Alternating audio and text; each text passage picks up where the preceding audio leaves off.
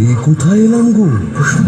বিশ্ব মানবাধিকার দিবস পালিত হলো হুগলি ডিস্ট্রিক্ট জাঙ্গিপাড়ায় মুসল্লির মা। মাধবপুর তাহলে আমি কে? রেনিপোল ময়দানে। সেই ময়দানে জনগণ ছিল চোখে পড়ার এইবার মতন। বুঝেছি, আমি বামুন তো।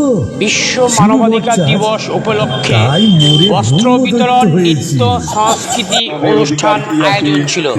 সেখানে প্রধান বক্তা হিসেবে ছিলেন মানবাধিকার সংগঠনের সর্বভারতীয় সভাপতি শিবানন্দ শাহ মহাশয় এবং উপস্থিত ছিলেন রাজ্যের সহসভাপতি পোষণ কুমার সিংহ মহাশয় এবং উপস্থিত ছিলেন সর্বভারতীয় সেক্রেটারি গোপাল শাহ মহাশয় এবং মানবাধিকার সংগঠনের নেতৃবৃন্দগণ। একে একে আস্তে আস্তে সবাইকে একটু ডেকে নেব। স্যারেদের হাত দিয়েই আমরা একটু বস্ত্র বিতরণ বা আমরা যতটুকু মশারি শাড়ি দেওয়ার জন্য চেষ্টা করেছি সেগুলো আমরা